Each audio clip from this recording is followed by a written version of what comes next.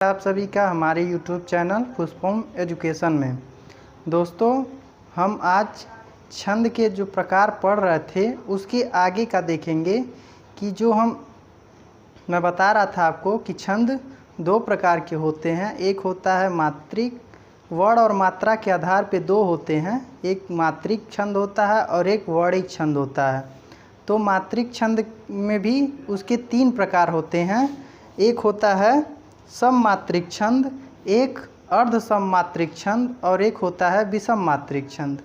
अब इसमें जो पहला आता है सममात्रिक छंद, इसके अंतर्गत भी कई छंद आते हैं जो परीक्षाओं की दृष्टि से बहुत ही महत्वपूर्ण हैं। तो कल की कक्षा में हम लोग पढ़े थे चौपाई छंद तक। चौपाई छंद को हम लोग समझने का प्रयत्न किए थे। मैं बताया था कि चौपाई छंद जो होता है वह एक सममात्रिक छंद होता है और इसमें 4 चरण होते हैं। इसके चारों चरण में 16-16 मात्राएं होती हैं। अब उसके आगे का हम लोग देखेंगे। उसके आगे का जो छंद आता है उसको हम रोला छंद कहते हैं। ये भी परीक्षाओं में कई बार इसका उदाहरण पूछा जाता है। उदाहरण दे देगा और पूछेगा कि इसमें कौन सा छंद है या फिर रोला छंद का उदाहरण कौन सा है। ऐसे कई तरह से प्रश्न घुमा घुमा के पूछता है, तो इसको हम जानेंगे। मैं आप लोगों को चौपाई छंद में जितनी भी चीज़ें बताया हूँ वो सारी चीज़ें परफेक्ट हैं। यदि आप लोग उतना ही पढ़ लेंगे तो आपके परीक्षाओं के क्वेश्चन सॉल्व हो जाएंगे। इसको हम देखेंगे रोला छंद में कि इसमें क्या होता है। 11 और 13 मात्राओं पर विराम के साथ यह 24 मात्राओं का सममात्रिक छंद है। यानी कह रहा है कि 11 और 13 मात्राओं पर विराम के साथ यह 24 मात्राओं का छंद है। मैं आप लोगों को बताया था कि कुछ छंद ऐसे होते हैं कि जो 2 पंक्तियों में होते हैं। जैसे कि आपके सामने जो 2 पंक्तियां लिखी हैं और इसमें भी 4 चरण होते हैं। यहाँ पे विराम लगा है, यहाँ से विराम तक एक चरण और इसके आगे का दूसरा, फिर ऐसे नीचे तीसरा और चौथा। इसमें कुल 4 चरण इसमें भी होते हैं। तो कह रहा है 11 और 13 मात्राओं पर, यानी इसके जो पहले चरण में 11 और दूसरे चरण में 13 मात्राएं होती हैं और विराम के साथ लेकर, यानी दोनों को साथ लेकर के इसमें टोटल 24 मात्राएं होती हैं। वही कह रहा है कि 11 और 13 मात्राओं पर विराम के साथ यह 24 मात्राओं का सममात्रिक छंद है। आगे कह रहा है कि चरणांत में गुरु वर्ण के रखने से इसकी गति अच्छी रहती है, यद्यपि इसका कोई निश्चित नियम नहीं है। यानी चरण के अंत में गुरु वर्ण के रखने से इसकी गति अच्छी रहती है। यहाँ पे आप देखेंगे कि चरण के अंत में गुरु वर्ण है यों, और यहाँ भी देखेंगे यहाँ भी यों है। तो जो चरण के अंत में गुरु वर्ण के रखने से इसकी जो गति होती है वह अच्छी रहती है, थोड़ा पढ़ने में भी यह अच्छा लगता है। इसमें क्या है, इस छंद को हम काव्य छंद भी कहते हैं। आप कहीं नोट कर लेंगे कि इस छंद को हम काव्य छंद भी कहते हैं। और प्रबंध काव्य के लिए यह छंद अधिक प्रयुक्त होता है। यानी जो प्रबंध काव्य होते हैं उसमें इस छंद का प्रयोग अधिकतर देखने को मिलता है और इसे हम काव्य छंद कहते हैं। ये भी पॉइंट आप याद रखेंगे, या फिर आप चाहें तो कहीं इसको नोट्स कर लेंगे कि इसको रोला छंद को हम काव्य छंद कहते हैं और यह प्रबंध काव्य में ज़्यादातर प्रयुक्त होता है। एक बार इसको हम और समझेंगे कि रोला छंद में 11 और 13 मात्राओं पर विराम के साथ इसमें कुल 24 मात्राएं होती हैं और यह एक सममात्रिक छंद है। इसके चरण के अंत में गुरु वर्ण के रखने से इसकी गति अच्छी रहती है, यद्यपि इसका कोई निश्चित नियम नहीं है। अब हम लोग जैसे पूर्ववत मात्राओं की गणना करते थे इसमें भी करेंगे।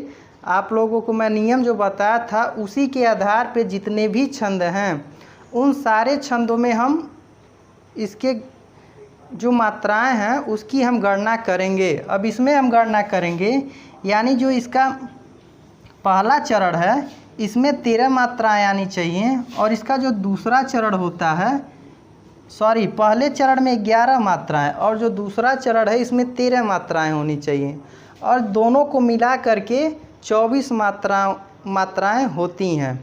इसको अब हम देखेंगे कि यहाँ पे जो उदाहरण दिया है, कहूँ दिखियत कहूँ नाहि, वधु वन बीच बनी यों, बिजुरिन के से टूक, सघन वन माझ चलत ज्यों। जो यह छंद है इसकी मात्राओं की गणना हम जब करेंगे तो इसमें हमको पता चलेगा कि इसमें कितनी मात्राएं हैं। अब इसकी मात्राओं की हम गणना करेंगे तो क जो होता है एक लघु वर्ण होता है, तो इसकी मात्राओं को हम एक ही मात्रा गिनते हैं, तो इसको हम एक मात्रा इसमें गिनेंगे। और मैं बताया था कि जिस भी वर्ण पे चंद्र बिंदु लगा हो उसको भी हम एक मात्रा गिनेंगे। तो इस ह पे चंद्र बिंदु लगा है इसलिए इसको भी हम एक मात्रा गिनेंगे। अब दिखियत में जो है, दिखियत यानी इस पे छोटी की मात्रा है, इसलिए हम दिखी पर छोटी की मात्रा है इसलिए हम इसमें एक एक मात्राओं को गिनेंगे। और यत पे य और त पे यह लघु वर्ण है इसलिए हम इसको भी एक एक मात्राओं की काउंटिंग करेंगे। अब कहूँ, यहाँ भी कहूँ था, यहाँ भी कहूँ, इस पे हम 2 मात्राओं की हम लोगों ने काउंटिंग किया है, इस पे भी हम लोग 2 ही मात्राओं की काउंटिंग करेंगे। अब यहाँ पे जो ना ही है, यहाँ पे आ की मात्रा है इसलिए यहाँ पे हम 2 गुरु वर्ण यानी 2 मात्राओं को जोड़ेंगे, और ह पे छोटी की मात्रा है इसलिए इसको हम 1 जोड़ेंगे। अब इसमें कह रहा है कि रोला छंद में जो पहला चरण होता है उसमें 11 मात्राएं होती हैं, तो हम देखेंगे, गिनेंगे इसको कि क्या 11 मात्राएं हो रही हैं। तो 1 और 1 2 3 4 5 6 7 8 2 10 1 11, यानी इसमें 11 मात्राएं पहले चरण में हो रही हैं। पहले चरण में जो है उसमें 11 मात्राएं हो रही हैं। अब इसका जो अगला चरण है इसमें हम देखेंगे कि क्या इसमें 13 मात्राएं हो रही हैं कि नहीं। अब वधु है तो व लघु है और ध पे बड़ा ऊ है इसलिए इसको हम गुरु मानेंगे, और व और न ये दोनों लघु हो जाएंगे। ब पे बड़ी की मात्रा है इसलिए इसको हम गुरु मानेंगे और च को लघु मानेंगे। फिर यहाँ पे लिखा है बनी, तो ब को हम लोग लघु मानेंगे और न पे बड़ी की मात्रा है इसलिए इसको गुरु मानेंगे, और यों पे इसको हम गुरु मानेंगे। अब इसकी जो दूसरा चरण है इसकी मात्राओं की हम लोग गिनती करेंगे, तो क्या इसमें देखें 13 मात्राएं हो रही हैं कि नहीं। तो इसमें 1 और 2 3 2 5 2 7 1 8 1 9 2 11 2 13, इसमें भी 13 मात्राएं हो रही हैं। यानी जो ऊपर नियम कह रहा है कि 11 और 13 मात्राओं पर विराम के साथ कुल 24 मात्राएं होती हैं। तो अब हम इसको जब पूरी काउंटिंग करेंगे तो 11 और 13 हो जाएंगे कुल 24। यानी जो ये कह रहा है वह यह सटीक रूप से सिद्ध है कि पहले चरण में 11 और दूसरे चरण में 13 मात्राएं हो रही हैं, और विराम के साथ यदि हम सारे मात्राओं की काउंटिंग करेंगे तो 24 मात्राएं होंगी।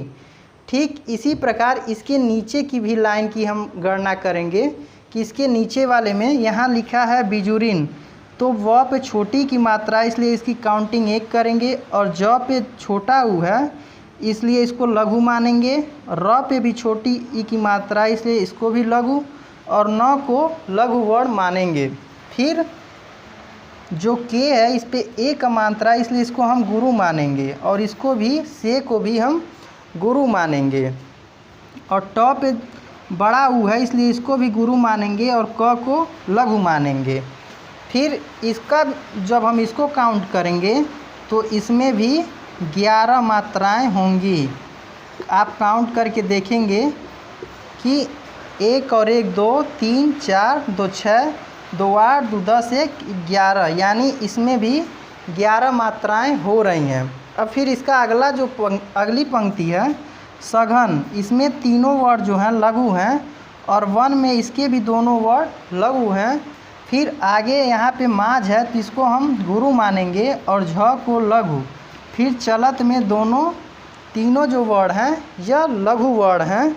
और जो ज्यों है तो नियम में था कि जब कोई शब्द अर्ध अक्षर से प्रारंभ हो तो उस अर्ध अक्षर की कोई मात्रा नहीं गिनी जाती, बल्कि इसकी मात्रा हम गिनेंगे तो यहाँ पे 2 हो जाएगा।